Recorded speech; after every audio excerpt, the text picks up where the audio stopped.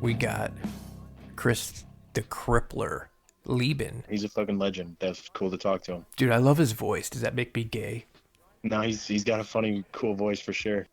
Absolute legend. Someone I grew up watching, grew up admiring, was always entertained by. I always thought he was a cool guy, a bit of a wild man. So I knew this was going to be an appropriate and good one. Yeah, I enjoyed the talk with him. I think that any of our listeners who are familiar with MMA should know damn well who he is. Oh, yeah. And even if they don't, still a good guy, cool guy to talk to, a legend in his own right. And even if MMA or fighting isn't your cup of tea, it's still one that you will enjoy because he talks a little bit about some of his experiences that he had while he was in a coma, out-of-body experiences. He is very smart. You know, I think that's a misconception that some people have about fighters is that they're stupid because they fight. Me personally, covering the sport professionally for 6 years, the vast majority of guys that compete inside of the combat sports domain, I found to be rather intelligent. So I don't find that stereotype to be particularly true at all. Oh yeah, these are some of my favorite guys to talk to. Is just like or even just after training, whatever. The whole martial arts and fighting, wrestling community, just bros being bros. So it's definitely the type of guest and conversation I like. You say it all the time, dude, but it's so true. It's so true. Is that there's a crossover between guys that are willing to get punched in the face for a living and people being willing and open-minded to different and unique ideas. I don't know where the crossover is, but it's obvious that there is one.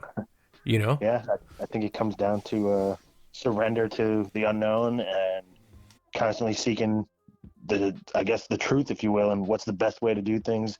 Honestly assessing yourself and your abilities and breaking things down. There's no room for bullshit when the consequence is getting your ass kicked. Chris Leben was a cast member on the very first Ultimate Fighter. I Part of mean, history. dude, let me pull up the cast of the first Ultimate Fighter. Diego Sanchez. Wasn't Mike Swick on there too? Yeah, Mike. I think Keith Jardine might have been. No, I don't think Jardine was till later. But maybe you're right. Maybe I'm wrong. If I am wrong, it'll be the first time I've ever been wrong. I was mistaken once. You know what I heard today for the very first time, and I thought was fucking hilarious, dude? Was how'd it go? It was like this. When I go to the bathroom, I check the toilet paper because I don't trust shit. That is funny. Isn't that good? Yeah. I thought, damn, that was clever. Hey, why did I go to Tapology? I went to Tapology to check the fucking Ultimate Fighter 1. It is interesting, although I guess the roster was not very deep back then, and the fans grew familiar with all the cast members. But so many dudes from that first season ended up just being in the UFC anyway, even though they didn't win the season. Okay, yo, you're right. Going on to have a great season, or a great career, rather. Dude, that was like the first, I want to say, like, first 8 to 10 seasons. And then after that, it kind of got watered down, to be honest with you. I mean, don't get me wrong, there was good fighters sprinkled in throughout, even up to this day. But, we just talked to Kurt Hollabaugh, who just won 31. Right. And, fucking stud. So here, this is going to be fun. Do you remember who the coaches were? Chuck and Randy. There you go. Now, listen to this, dude. Chuck had the first pick. He picked Bobby Southworth. Talk about a bust. Yeah, I was gonna say I don't even know who that is. Couture's first pick is another bust. It's Nate Rock Quarry. Remember Nate Quarry? Yeah, he went on to have an okay career though. Yeah, decent. Chuck Liddell's second pick went on to have a better career than Nate Quarry. Josh Koscheck. Ooh, yeah. Remember Koz? Of course. Do you remember Paul Daly when he snuck him after the fight, and that's why Paul Daly will never fight in the UFC ever again? That was hilarious. And then Randy Couture. Do you know who his second pick was? No. Motherfucking Chris Leben. Let's go. Oh, and then Chuck Liddell heading into the third pick picked the Nightmare, Diego Sanchez. Couture came back with Stephan Bonner. And then Liddell in the fourth picked Sam Hoger. Yeah, exactly my thought. Who the fuck is Hoger? I mean, I don't even remember him, to be honest with you. And I kind of pride myself in knowing, a lot of dudes that fight. Oh, yeah. It's just season 1 for me was a little before I first started watching. I think it was, like 2005? probably didn't start watching UFC Yes, until, 2005, dude. but I know exactly when I started watching was 2007 or 8 because I was in, well, no, it would have been 2007 because I was in middle school and I graduated middle school in 2007. So maybe like 2006, 2007 is when I first uncovered it. And it was the season that Nate Diaz was on, that BJ Penn and Jens Pulver were the coaches. So that was what, like season 5 or something? Shit, yeah, it sounds about right. I have to look it up to be exact. But yeah, he used to work for BJ Penn. You said you used to work for BJ Penn? What, on bjpenn.com? Yeah. Yeah, he nice. signed my checks though, which was kind of cool, Yeah, that is. But I mean, it's not like I worked in the same office as him or anything, but Maybe we get him on here. That's another pioneer, wild man. I'm oh, sure dude, that would BJ be was running for office in Hawaii, and he was going off on corruption and whatnot. So we would have no shortage of things to talk about. oh, dude, that would be a dream one. So then Liddell, he picked Sam, who the hell are you, Hoger? And then Couture came back, and his fourth pick was Mike Zwick. And then in the 5th round, Chuck Liddell selected Forrest Griffin, the eventual winner. And Couture came back with Lodoon Sinclair. And then Liddell came back with Florian, Couture with Alex Karalexis, and then Liddell, Alex Schonover, Couture, Chris Sanford. Liddell's last pick was Josh Rafferty, and Couture was Jason Thacker. So, I mean, all in all, dude, over half of the original cast went on to have fucking really good careers. Definitely. I feel like the season that I started watching too was the same. Let's see. I'll pull up the cast from season 5. So I know they had Joe Lozon, which was funny because he beat Jens Pulver in a fight before that season happened. Like they fought in the UFC and Joe Lozon was released. So imagine the dynamic for both of them. Joe Lozon beat the opposing coach, and Jens Pulver lost to one of the contestants on the show. So that was probably an interesting dynamic. You had obviously Nate Diaz. You had Gray Maynard, Joe Lozon. You said Gray Maynard? Yeah, Cole Miller, Manny Gamburian. Those are some of the main ones. Matt Wyman, Rob Emerson. I just remember watching it for the first time and finally, kind of like I'd grown out of WWE a little bit by then, knowing it was fake and just not really caring anymore. And then finding the UFC and being like, oh shit, this is badass. But some of the fights on the Ultimate Fighter, some of them are a little dry. They're not as high level as some of the other ones, especially with the level of the sport back then and the no commentary thing. They were in the house because they're just doing the fights live in the house. There's no commentary. And I just remember my 2 younger brothers, they were not having it. They were still more WWE. They were like, this is so boring. Like, what is going on? Like, these guys are just laying here, whatever. And you just hear BJ Penn and Jens Pulver screaming, and these guys maybe having a little bit of a lackluster fight. And yeah, they were not a fan at first. Gray Maynard and Frank Yeager, those are some of my all-time favorite fights ever, and it's sad because those fights could never happen today because the damage that Frankie sustained in that first round, he dropped like 6 times, dude, got back up, but then he goes on to win. Well, the first one is a draw, then they rematch, and he goes on to fucking beat him, dude. Right? Yeah, unreal. Those fights, bro. He's one of the guys whose career's aged on me pretty well. Like, I didn't like him back in the day, and I was a fan of BJ. So when he was beating BJ's ass, then it was like, fuck Frankie. Yeah. Then as he kept going throughout time, like his career aged well. Same with Bisping. I used to hate Bisping. I even hated the Diaz Bros at a time, and they ended up becoming some of my favorites. So Bisping was easy to hate, especially he won the Ultimate Fighter, and he was just a cocky British fuck. When he was younger, he was easy to dislike, but you're right. Something happened. Something happened after Dan Henderson dropped the fucking bomb on him. He dropped a lot of that ego, it seemed, and became a different kind of guy. It just seems like he really matured, Did the opposite of turning heel. Yeah, right. He went babyface. So yeah, Chris Leben, dude. Chris Leben was the second pick for Randy Couture in the very first season of The Ultimate Fighter. And we just talked to him. And now the listeners can hear it. Mike, what's going on? What's going on, brother? I appreciate you doing this. Yep. I don't know if Mike told you, this is it's called Conspiracy and Chill. So we talk about all types of stuff. We've had a couple fighters on here, get into some weird stuff, and I'm sure you'll be down to talk some weird stuff with us too. But before we get weird, I want to talk about MMA. you're a referee and a judge now. You're Ultimate Fighter 1 alumni. If Chris Leben today could go back to the Chris Leben in Ultimate Fighter 1 and say, hey man, in 2023, you're going to be a referee and a judge, what would that Chris Leben say? I think I'd probably believe it. Yeah, I mean, certainly going back to school wasn't really in the cards for me. So, staying in the sport that I love, I could see that. Your time in the Ultimate Fighter, do you look at that with fond memories? Yeah. I mean, I kind of look at it like you look at boot camp. Certainly wouldn't want to do it again.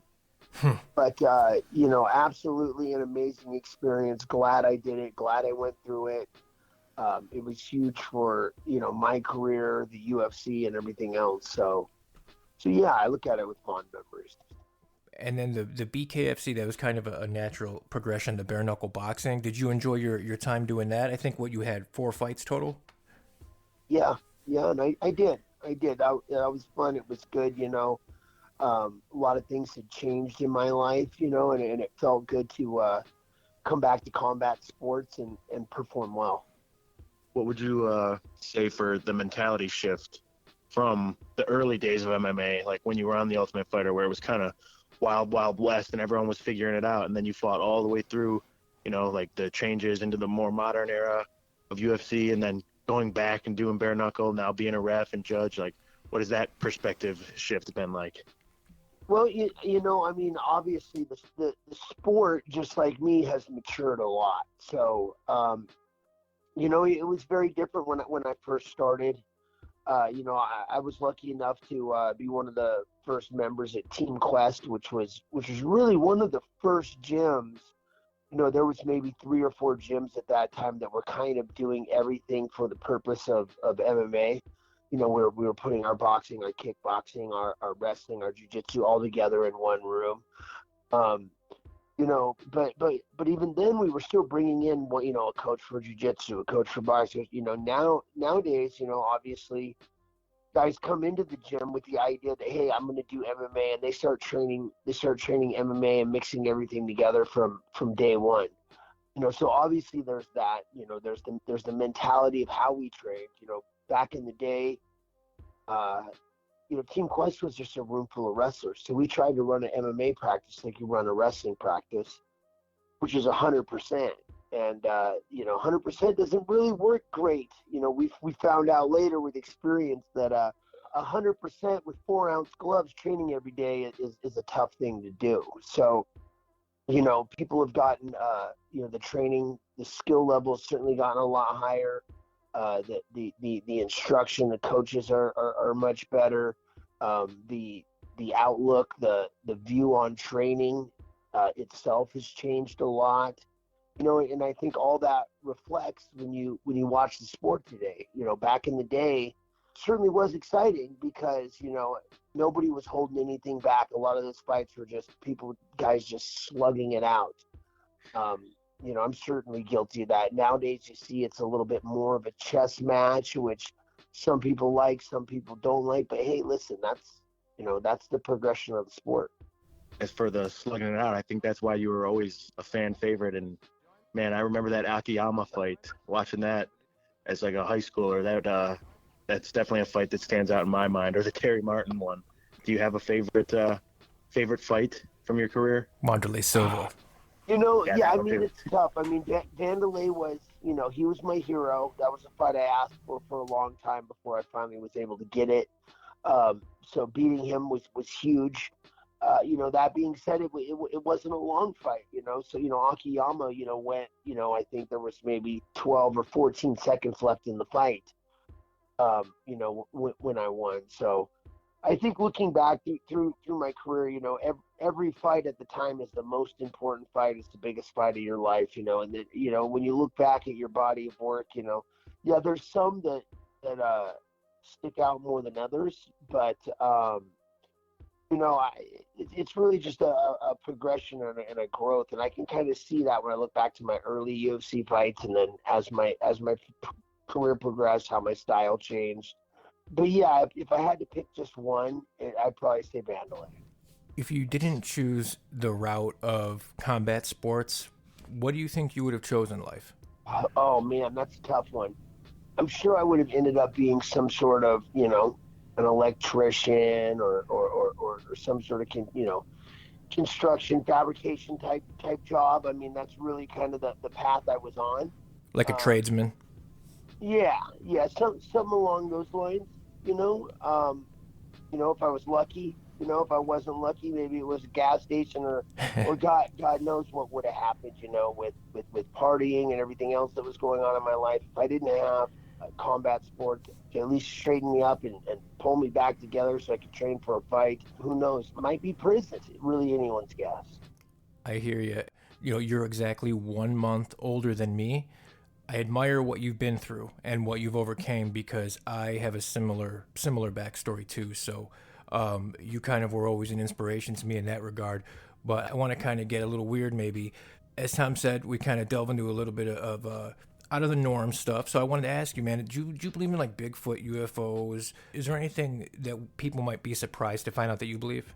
Yeah, I mean, I don't know if people will be surprised. Yeah, I'm pretty sure with the evidence available today that there's there's obviously aliens. Our galaxy is insanely huge. We're just one planet, but they're probably here visiting us more than likely. I would think. As far as Bigfoot and the Loch Ness monster goes, probably not. Have you ever seen a ghost, or do you believe in ghosts? Do you have any crazy stories? Ghost stories? Yeah. Yeah, I got a few. I got a few. Yeah, I think so. Listen, I think there's a lot of weird shit, a lot of shit that we don't understand, a lot of shit that science maybe hasn't developed a tool to monitor and measure yet. So a lot of people think it just doesn't exist. But kind of my thought is, listen, if everything is vibration and frequency, like my radio's got a lot of different channels on it. Our reality, our frequency or whatever, that's just one channel. I'm sure there's probably 1,000 other channels that are overlapping, overlapping, where we are right now. That's a good way of Yeah. looking at it with the channels, man. I never really thought about it like that. Sometimes you get the little static interference from the other channels bleeding through a little bit, and that could be That's what spirits is. that's exactly it. And I've certainly had my share of that, where maybe through meditation or something else. I do some lucid dreaming, through that sort of thing, where you kind of shift and you start to drift over to another station, another frequency, and you're pulling stuff from there, and yeah, I think that's a real thing. What would you say is your most profound experience that you can't explain as far as that goes? Well, I can say with certainty that your consciousness does not need your physical body to survive. I've had multiple out of body experiences, particularly when I was, in the hospital on a respirator, in a coma, and I was floating around the hospital in my hospital room and witnessing things. Now that's one of those things where they say maybe it's, sure, a lot of people say maybe it's a hallucination, da da da. But the fact is, studies show people that go through that, their perception of reality has changed forever. And so that's my truth. That's what I've been through. And so that I think took a lot of the fear of death away. I can't say for certain if your body is dead forever, will your consciousness survive, but I'm pretty sure it does, because it doesn't need to be in your physical body to be active. I'm with you. I too was in a coma from drug use. I wasn't out of body. I didn't have one of those experiences, but I heard conversations that I was able to explain once I woke up to my family that they were having in the room while I was supposedly in this coma. So yeah, it's what is that? That's crazy stuff, man. There's definitely more to this life than we know. Yeah, and listen, since the beginning of time, it's always been that way. Yeah, I don't know. You probably still believe the Earth is flat, right? We're the center of the universe. No, I'm not a flat earther. The sun orbits us. it's always, we always say we've got it figured out, we know it now, and then a few years down the road, and science is all the time too. I read a lot on physics, and listen, they don't, the Big Bang was the big thing for a long time, and now with this new telescope, they're telling us, probably not. Now I guess maybe we were wrong, but well, we've been teaching it in school like it was a certainty. Man is only this old until some new discoveries come out. We've been teaching in school, it's written in all the books, and we go, well, that's kind of wrong too. And it takes a while for the books and the general knowledge base to catch up with where we're at and what's coming out as far as scientific advancements and everything else. And I yeah. So listen, if people can't see it, they can't hold it, they can't put their finger on it, to them it's not real. That's the mentality that we have in our Western culture today. And it's just tough because there's so much more in it. Just people are so unwilling to be open at least to the idea to say, hey, we're not sure. We can't prove or disprove this, so therefore it's still on the table. And that's the way I look at it. Until it's definitively proven or deproven, it's on the table as a possibility. I think there's a lot of crossover when it comes to a lot of combat sports athletes and, open-minded or alternative thinking, because it kind of takes a unique mind to take that path anyway. And there is no bullshit when it comes to fighting and martial arts. You have your theories or your ideas, your hypothesis, like, oh, I could do that. Like, I'll just, I'll push the guy off of me. I'll just stand up, like, or I think I could take them. And like, you get your hypothesis checked real quick, and you're always looking for better ways to do things. And I just find that a lot of fighters and martial artists tend to be a little more open-minded due to that. Yeah, I mean, I think so. I think since the dawn of time, martial arts and spiritual development have kind of gone hand in hand. That they really do. I mean, it's that drive to always be improving. Because listen, I'm 43 years old. I am no longer getting better. I am not going to be better tomorrow than I was today. It's just the way it is. I'm getting older. I'm slowing down, but still, I'm on the mat every single day. I'm trying to learn new techniques. I'm trying to grow and develop and at least slow the decay. Now that being said, that mentality of being a martial artist, when you take that to your regular life, just because we turn 18 or 21 does not make us an adult, does not mean we're grown. I'm continuously trying to grow as a person, mentally, spiritually, physically, everywhere that I can. So I take that same mentality from martial arts and bring it into, my life, my spirituality, how I interact with other people. And I think that I'm not the only person. I think that the majority of martial artists do that. Yeah, absolutely. That's why I love this platform that Mike and I have, and that we get guys like yourself on here. That being said, if you could, kind of to elaborate off what Mike asked earlier, if you could go back to the Chris Leben who was just kind of starting off or earlier in your career, what things outside of like training or training methods or techniques, maybe more of the mental or the spiritual things, would you what kind of advice would you give? Well, I think the first and the biggest one would be, everybody is not your friend. A lot of times, when I'd win fights and my phone would ring and I'd think people were my friend, and then I would lose and it wouldn't ring anymore. And that hurt me, multiple times. And a lot of people that really weren't benefiting me in any way. And this sounds very selfish, but you have to be selfish as a martial artist. At this point in my life, listen, if you're not bringing something to the table, you're not in my circle. You're not in my group. If you're my friend, that's because you meet me, you train with me, you spar with me, you meet me, you go to the gym. We got kids the same age. We go out, we do stuff together like that. Like, if you're bringing nothing to the equation, like I'm not, if you're just trying to ride off me, or back in the day, be part of that, stand next to the light so you can catch a little bit of that limelight, like that got me in a lot of trouble over the years. And you know, hindsight's 20/20, but it certainly made me to be a little bit jaded now. Whenever it comes to new people, you know, in my life, like, yes, I know a million people. I'm on good terms with a million people. I have a ton of acquaintances. I have 5 close friends. And I'm not, you know, really, I'm not taking applicants, you know? Like there's people that they just kind of come in, they fit well, you know, it works. And then eventually down the road, those people end up becoming my friends.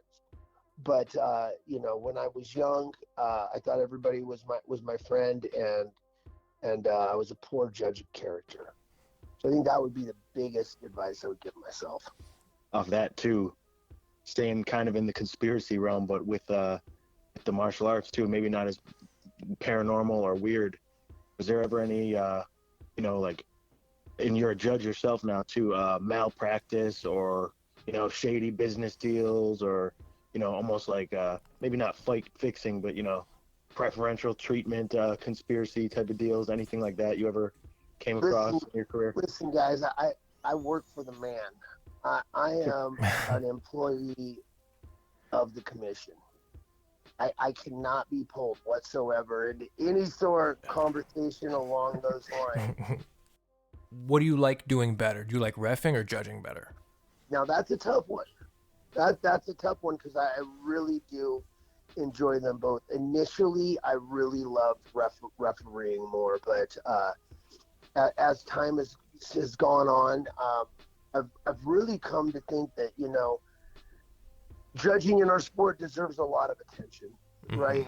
You know, and being part of that and making that decision that is going to impact a fighter's career, their income, their livelihood, I think is a very, very important, you know, it needs to be the right decision, you know, so both reffing and judging, I take them both extremely seriously. You know, and I think that, you know, reffing, you know, my number one goal is fighter safety. And then second is giving the fighter every chance they have to win that fight. I don't want to be seen as a referee until I have to be. That's the way I view reffing. Like judging, I don't care if I'm the odd judge out. I want to be right. You know, and it can be very, very difficult sometimes, especially when you're sitting from 3 different angles. I'll give you an example. I had a fight, the Cage Warriors fight, where, you know, there was a head kick from, you know, this was the only significant strike of the fight.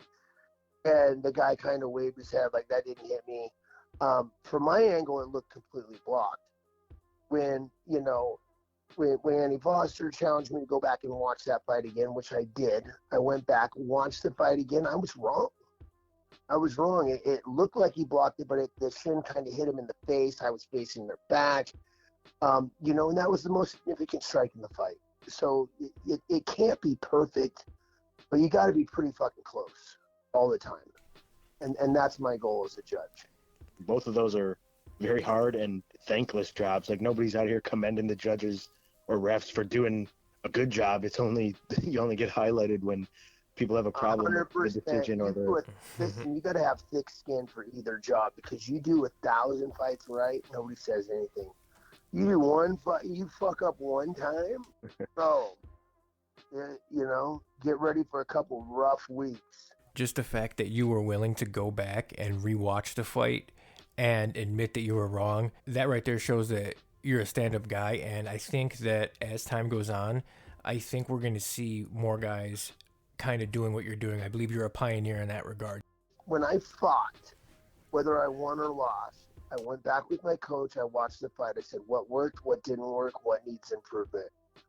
When I referee and judge, I do the same thing. Why would I not? Yeah, well put. Any times that in your career that you could look back and kind of see a referee or a fight where you felt like the judges did get it wrong, in yours where, I mean, no athlete Yeah, ever wants to every fight I ever lost, I went to decision. The fucking judges got it wrong. Okay, and now that I'm a judge, I have learned that regardless of which way I go, I got it wrong according to a lot of fucking people, and it's just it's the nature of the beast. I'm fine with that as long as in my heart I scored that fight correctly. I've certainly been mad at the judges through my career, of course. I don't think that there's a veteran fighter out there that hasn't, Right.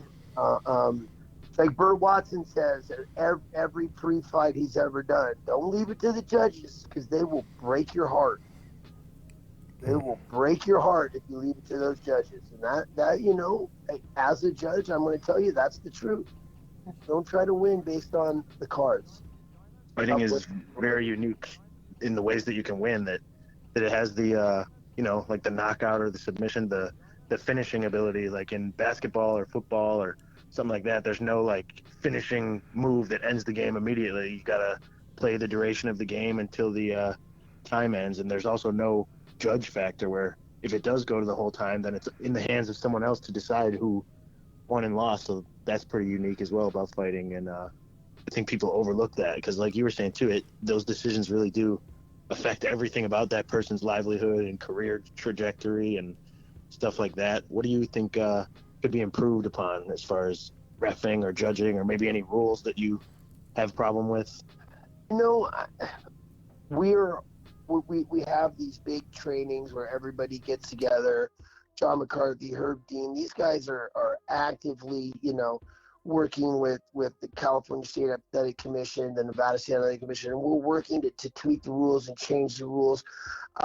And there's little things that are coming up. Like recently, one thing we talked about that's gonna implement is that you're really, as a referee, not supposed to stand guys up or break up the fight if the fighter's in an extremely dominant position. But we've had a couple fights now where a guy's got on somebody's back and the guy stood up and he just held on the back for 5 minutes. I mean, so that we're talking about there, that's going to be a rule change where, hey, if they're on the back, we can take them off.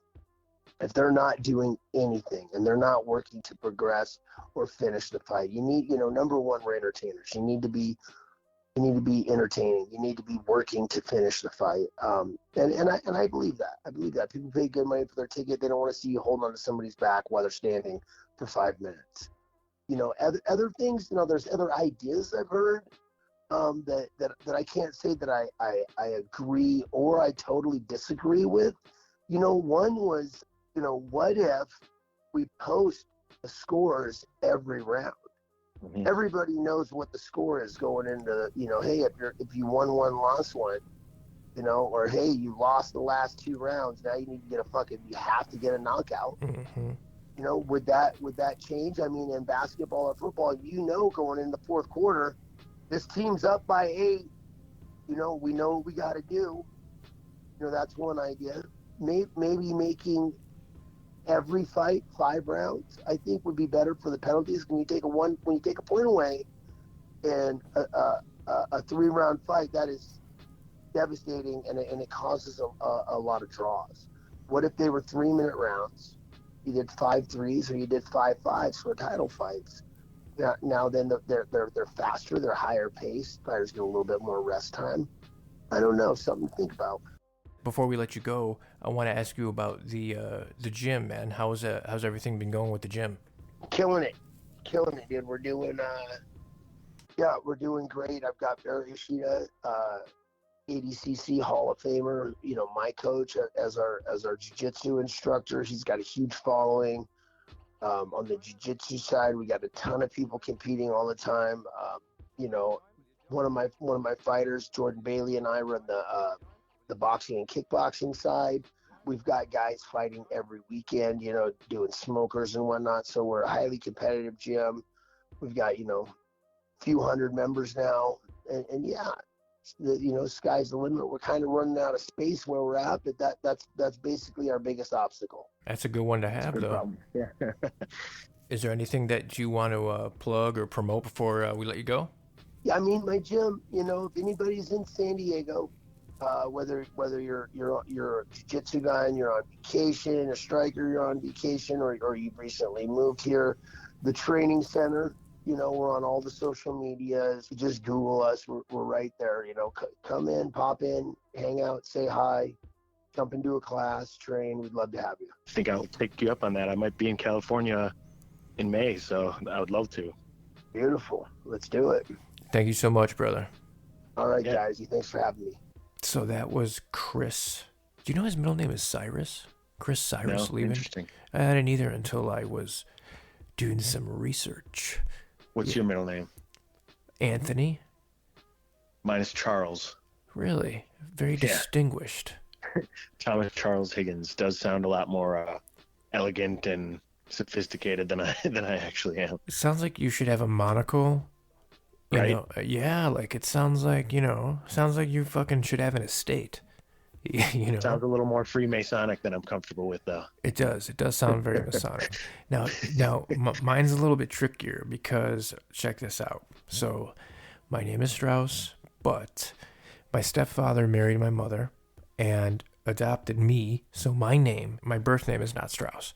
My birth name from my mother, who never got married to my original father. So I never took on his name. My mother's maiden name, which was my original name until I was about 9 years old when my stepfather adopted me, was Maretta, Maretta, because I'm mostly Italian, so it's Michael Anthony Maretta. However, if I do go back and I take my father's name, who they didn't even let me even fucking know any. They told me he was dead up until about 10 years ago, dude, just because he's not a good guy, dude. But his name is DiVittorio, which is pretty fucking cool if I say so myself. So my name would have been Michael Anthony DiVittorio. You sound like you would have belonged on the Sopranos. That's what I'm saying, right? That's a very yeah. So I go from having like a fucking German Jewish last name in Strauss from Moretta to DiVittorio. Like, it's just what the fuck? It's just the name. The whole surname thing and family history. That's something I love to deep dive. Like when I meet someone or I'm friends with someone or I don't know, one of my students or whoever, I'll even look into it for them and see what their name originally meant, or like if their family crest traces back to something. Like I love using those to deep dive history. Like I've gone back as far as finding as many surnames in my family as I can, like grandmothers, great grandmothers, great grandfathers, all the way down to like 8 names as far as I've gone, and looked and found what every one of them means. It's interesting. Have you ever looked at the meanings of the last names? With some I have. That's more of your strength. You're more of like, you like to find the origin of names and like the wordplay and like the numerical values and shit. Not that I don't like that stuff. I do. It's just you've been studying and looking into that for a lot longer than me, so you're way more knowledgeable in those areas than I am. But I do. I do. Live deep dive right now. How do you spell DiVittorio? It's DeVittorio. DiVittorio, surname, meaning. So any of the listeners out there, like I said, this is something I'm interested in doing myself, is looking into your surname and checking where it originates, what the meaning of it is, or looking at your family crest, seeing like what royal house or maybe what royal family you might have been part of or descended from. And most European last names have, some sort of meaning. I have found though that a lot of Italian ones don't, or like I just can't find it. Like mostly anything German, Irish, Scottish, Polish, or even Spanish names, they'll have a meaning, like whether it means like the landscape that they were from, or the profession, or the nature of the person, or the appearance. Check Leben. Leben? Oh yeah, that's a good one. Leben. Sure. Yep. It says possibly a German habitational name from any of the places called Leben in eastern Mecklenburg or Pomerania. So that means like maybe his family was from one of the few places that's called Leben. That's a common thing with last names. Or it says Dutch, from a pet form of the ancient Germanic personal name Liebrecht, composed of the elements of people / tribe and bright. So his name could mean bright people or bright tribe. And Chris has covered himself in crazy colorful tattoos, used to dye his hair bright red, so maybe that name shined through accurately for him. That is very interesting. That's the kind of stuff that I like, but it's just I don't ever, for whatever reason, think to do that very much. I go different routes with stuff, but that's why it works, you know? What we do want to do is we want to tell everybody who is listening and who enjoys the podcast to go ahead and give us a 5-star review on whatever platform you are enjoying us on. It really does help. Also, follow us on all the social media platforms, whether it is Instagram or X or even our Facebook page. Go like and follow, subscribe, do all that good stuff. We also have a Patreon. We don't have much on that yet, but as we get this ball rolling, we will be adding all kinds of crazy shit. We only can handle so much at a time, guys. Right, we're a new podcast. We're getting it going.